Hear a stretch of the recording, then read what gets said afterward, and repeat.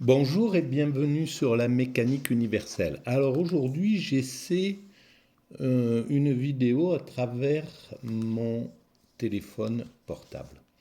Euh, et donc, nous sommes le mercredi 14 septembre 2022 et j'ai reçu un petit bout d'ouvrage, je ne sais pas ce que c'est, mais sur Louis Lavelle. Voilà. Un- une petite une petite partie sans doute d'un ouvrage qui a été, c'est quelques pages, il y a 12 pages, quelque chose comme ça. Et donc, comme j'ai travaillé sur Louis Lavelle dans les dernières vidéos, je vais découvrir et lire ce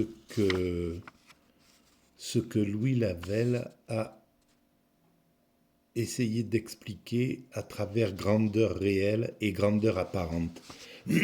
Donc, comme d'habitude, je vais lire et si je découvre en même temps et s'il me vient une idée, des idées, je les commenterai, je les expliquerai. Voilà, si ça me suggère des choses. Mais comme c'est un petit livre, j'ai surtout envie de, de le lire simplement.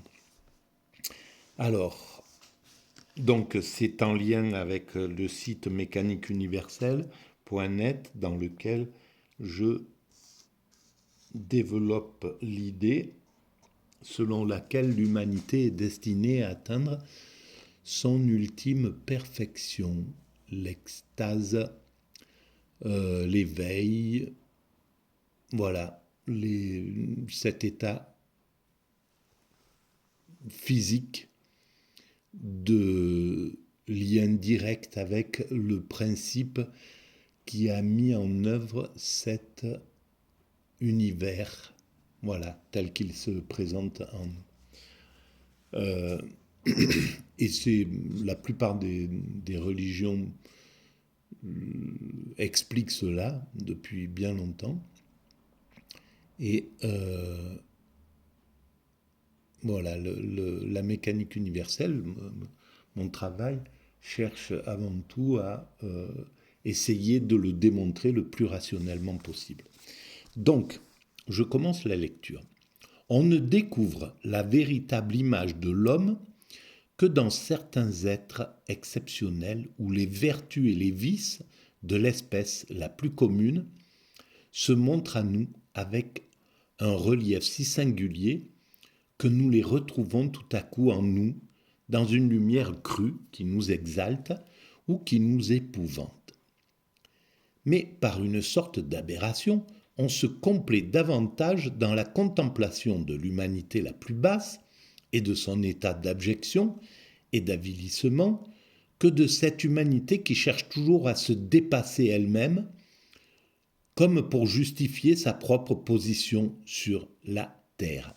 Alors oui, c'est vrai, on a tendance à préférer dans, dans le monde ordinaire, hein, le monde de l'homme constructeur que nous sommes, les hommes constructeurs que nous sommes, et qui travaillons à construire cette humanité parfaite, cette humanité finalisée, on va dire, l'humain accompli. Je vous renvoie à la lecture de la mécanique universelle pour voir ce que je veux dire par là. On est, on aime plutôt les choses un petit peu animées, les conflits, on a un petit peu cette tendance, parce que nos pulsions sont encore très très fortes dans l'humanité, et ces pulsions-là nous servent à construire l'humanité. Donc on ne peut pas critiquer cela, on est comme ça, on est encore constitué comme ça.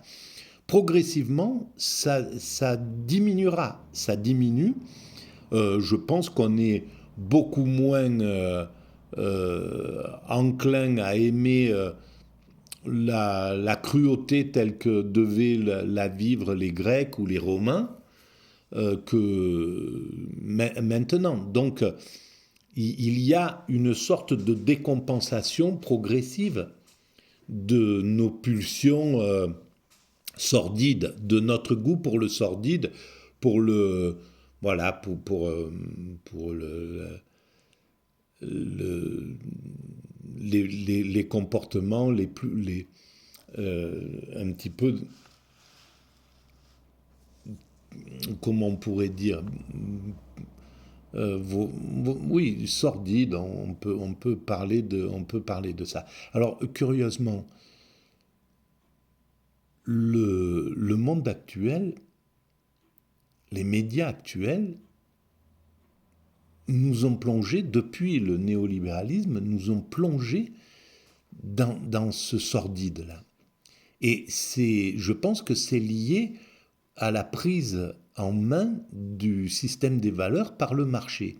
Le système du marché, il a tout intérêt à vendre du sordide, à toucher, à aller chercher notre côté le plus sombre, à aller titiller ce côté-là. On a tous à révéler en fait en nous ce côté un peu malsain de l'être humain. Voilà, nos basses qualités en somme. Parce que c'est beaucoup plus vendeur que les qualités supérieures. Voilà. Et donc, le fait que le système marchand ait pris le pouvoir, ait pris en main l'itinéraire de l'évolution, là, depuis les années 80, hein, depuis le néolibéralisme, depuis que les valeurs, au contraire, voilà, on pourrait dire que d'un côté, il y avait les valeurs capitalistes qui avaient justement qui étaient basées sur le business, on pourrait dire, hein. Et puis en face, il y avait les valeurs communistes qui, normalement, devaient plutôt s'intéresser aux valeurs humanistes, aux valeurs universelles, aux valeurs de fraternité, etc., etc. Bon, bien sûr, c'était dévoyé, mais malgré tout, ces valeurs-là, c'était les valeurs qui étaient proposées par le communisme.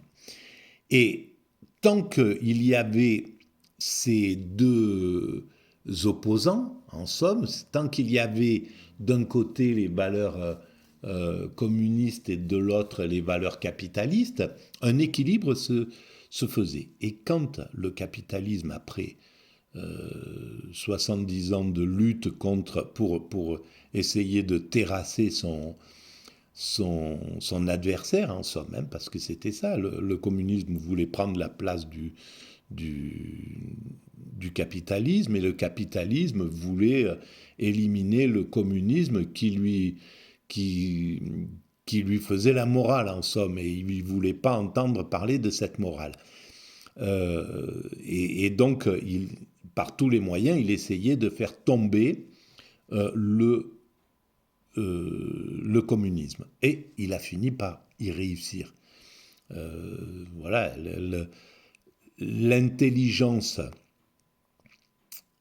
perverse, on va dire, hein, parce que ou le fait que le capitalisme était beaucoup plus malin que le communisme, et moins rigoureux, plus souple, plus créatif, a fait que c'est lui qui a trouvé les moyens de façon par une sorte de perversion, hein, en épuisant son adversaire, en l'étouffant, en l'isolant, en faisant, voilà, en le fatiguant, en le poussant à aller s'épuiser dans une guerre, voilà, en allant le provoquer à ses frontières, c'est-à-dire en Afghanistan à l'époque. Le communisme a été obligé, l'URSS a été obligé d'aller s'est senti obligé de partir en guerre contre l'Afghanistan, et le système capitaliste a envoyé à submerger d'armes de soutien l'Afghanistan jusqu'à faire tomber l'URSS, et donc l'épuiser. Et c'est exactement ce qu'il a reproduit. Et donc, au final, le monde russe maintenant n'a pas plus de ruse, et naïf, on pourrait dire. Hein. Il a un côté un peu naïf, et là, ça s'est reproduit exactement sur la même forme. Il s'est laissé complètement abuser, et donc il est en train de s'épuiser dans, dans, dans cette guerre contre l'Ukraine. Voilà. Alors, je continue. Les maladies de l'esprit attirent notre regard pervers plus encore que les maladies du corps. À l'inverse de celles-ci, loin de nous faire craindre d'y tomber, elles nous attirent et nous nous complaisons à en retrouver en nous quelques symptômes. Il y a une conscience chez Louis Labelle qui est vraiment extraordinaire. Ce n'est pas sans honte que nous nous regardons comme tout à fait normal. Nous cesserions alors d'être un objet d'intérêt pour les autres et pour nous-mêmes. Nous croirions être devenus communs. Nous croirions manquer à notre génie. Que de pause! Mais c'est cet état commun qui sera bientôt le plus rare, le plus difficile à trouver. Des pires excès, des crimes les plus abominables, nous voudrions trouver en nous un germe qui pourrait éclore si nous le voulions bien. Il arrive que ce soit à nos yeux un signe de force et de richesse. Et cela est vrai sans doute. Mais c'est une pensée dont nous faisons un mauvais usage parce que nous nous y complaisons. Au lieu qu'un parfait équilibre demeure inaperçu et semble nous ôter l'existence elle-même. C'est qu'il n'y a point en effet d'équilibre qui soit donné. Nous oublions qu'il n'y a de véritable équilibre qu'un équilibre laborieux et menacé et qui doit toujours être rétabli. Et voilà, ça, ce déséquilibre, c'est le moteur de la construction humaine. Alors, c'est bien de le chercher, de chercher à rétablir, de chercher à établir cet équilibre, de chercher à travers tout ce que propose l'humanité depuis très longtemps. Voilà, les religions proposent d'aller vers l'équilibre, de maîtriser nos pulsions les plus sordides, les plus sombres, pour faire émaner les pulsions les plus belles, les meilleures idées, etc. C'est ce qu'on va retrouver à travers le zen, à travers le soufisme, à travers voilà, toutes les techniques. Et maintenant, toutes les vidéos qui circulent sur Internet, sur le bien-être, pour retrouver l'équilibre, il y a un travail considérable qui est en train de se développer. Et c'est génial, c'est très très important qu'il y ait tout ce travail-là. Simplement, il faut le prendre comme un travail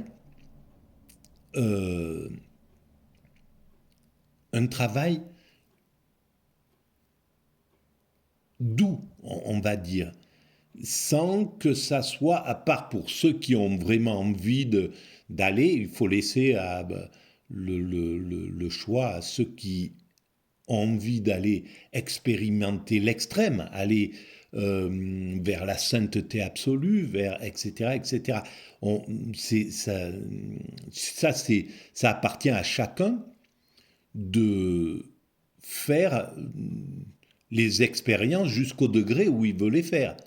Certains veulent simplement atteindre une sorte d'équilibre pour être le mieux possible dans leur existence, mais tout en s'autorisant le fait d'être que des humains, euh, au- humains trop humains. Nous sommes comme ça. Nous sommes voilà, faits de toutes ces contradictions, etc. Mais il est normal que certains éclaireurs aient envie d'atteindre, d'aller expérimenter les, les, les espaces les plus profonds de la sagesse, de l'extase, peu importe ce qu'on va rechercher. Voilà.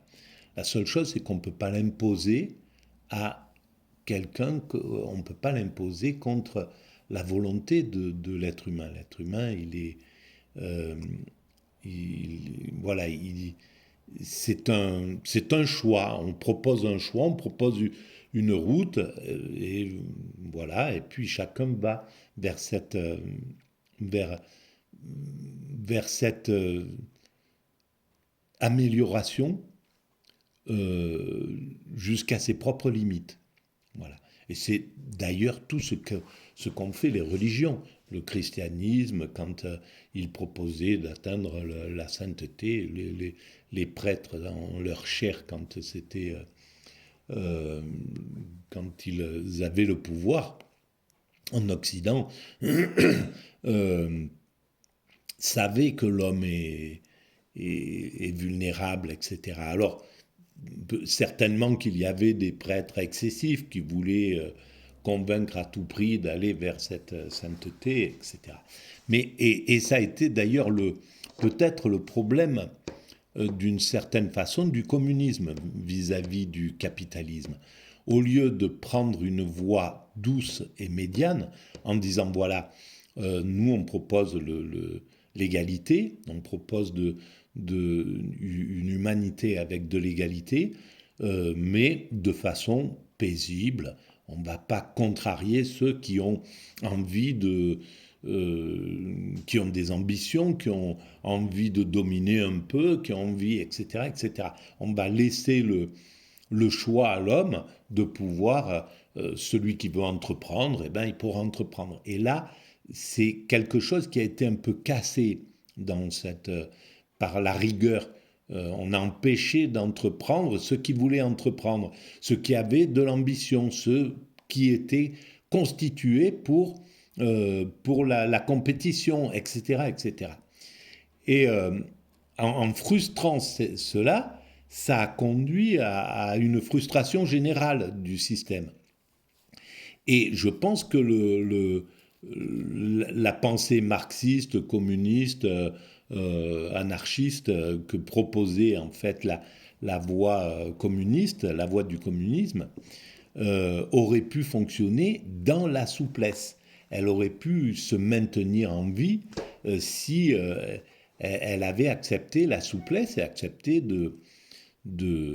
voilà, de pas partir dans la paranoïa. Malheureusement, alors à mon sens, le problème qui s'est passé, c'est que c'était la dictature du prolétariat, c'est-à-dire les dominants qui se sont imposés dans les régimes communistes venaient en somme du peuple, c'était les plus durs du peuple, c'était les plus violents du peuple. Et en fait, c'est pas la bonne, ça peut pas fonctionner comme ça.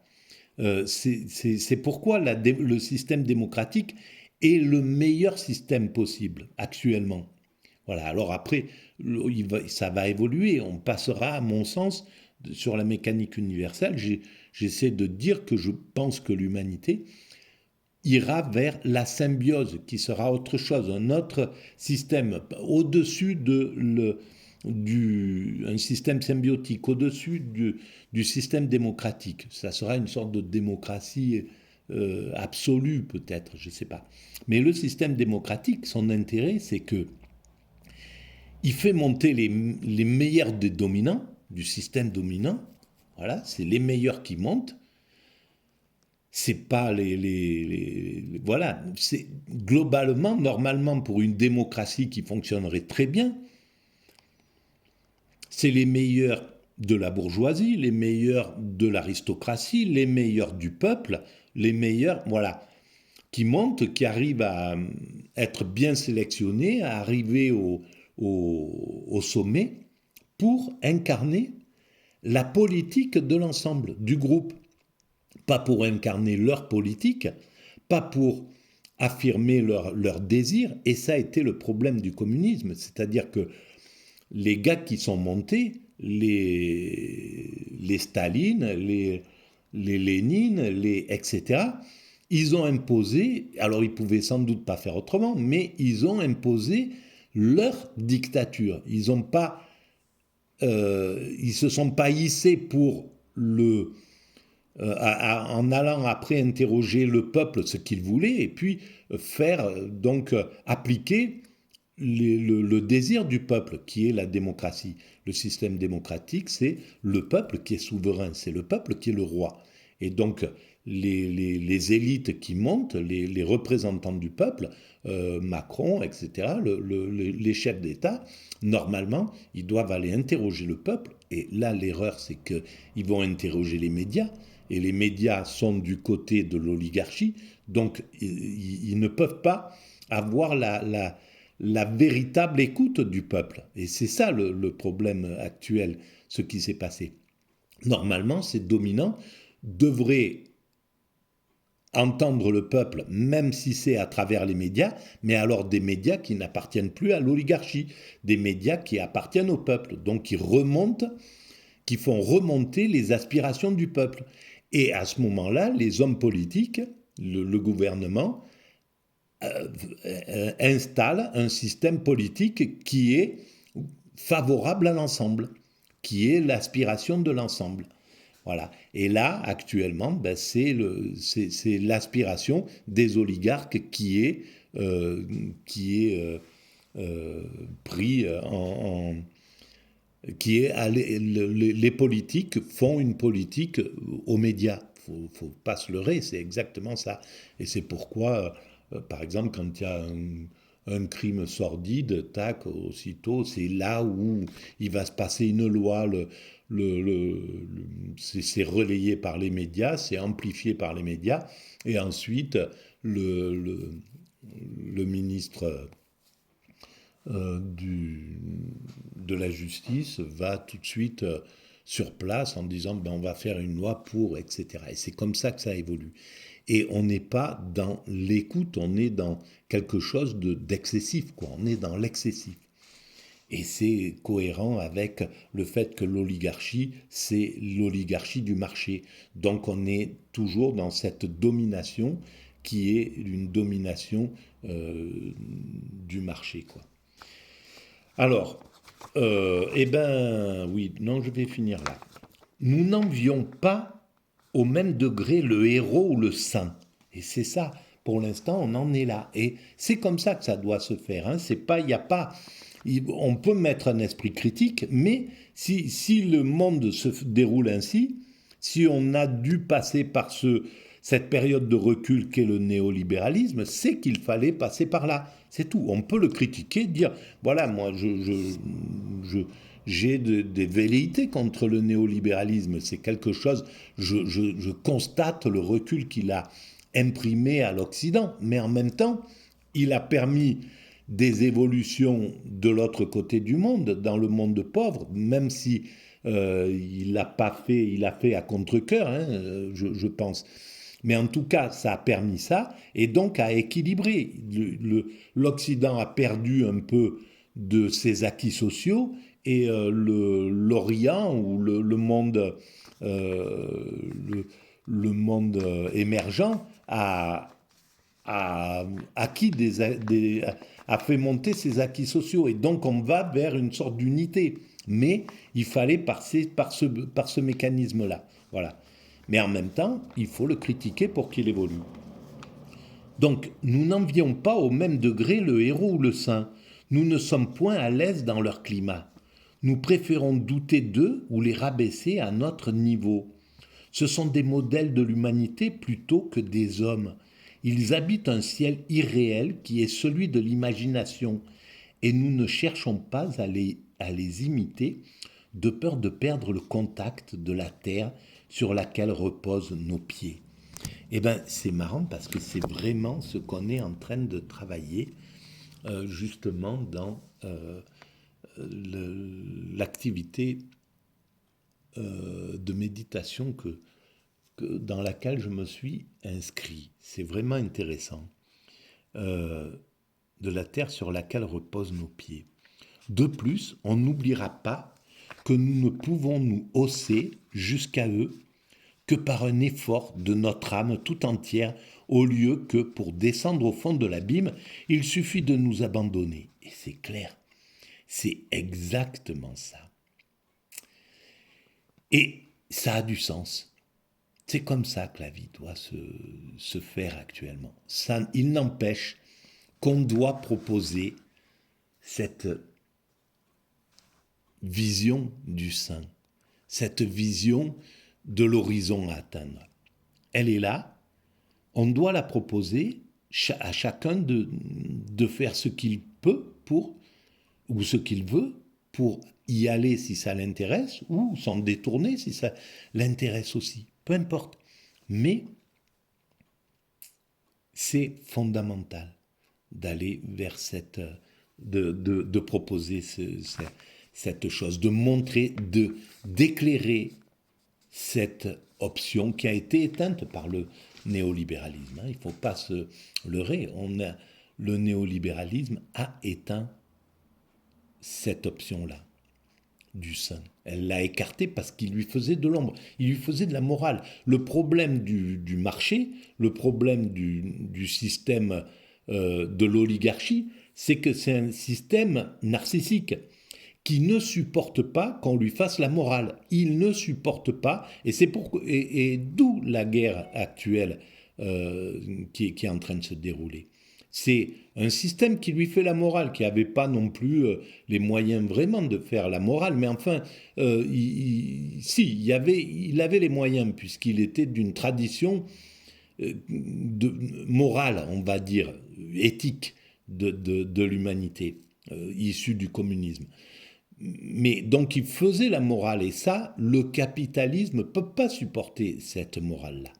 Elle est insupportable pour lui. Il ne veut pas qu'on le moralise. C'est pourquoi il a pris les médias, parce que les médias pouvaient possiblement le moraliser, pouvaient moraliser le néolibéralisme et lui dire « mais vous vous comportez pas bien là dans les pays, vous déjà en Occident ». Vous nous vendez une mondialisation heureuse et on est de plus en plus malheureux. Vous nous dites que vous allez dans les pays pauvres, vous délocalisez vos industries ici dans les pays pauvres pour faire monter le niveau des acquis sociaux et en fait vous les abusez quoi. Donc qu'est-ce que vous faites? Vous nous dites que vous allez défendre vous allez ravager tel pays pour défendre, et on se rend compte que c'est pas du tout votre but. Il n'est pas là. C'est pas, vous nous mentez. Voilà, et le néolibéralisme, c'est un système pervers narcissique. Faut pas se leurrer, et il va falloir un jour ou l'autre le dépasser. On est en train de commencer à le dépasser d'ailleurs. Bon, bref. Cependant, le propre de l'humanité, et non pas seulement de chaque homme,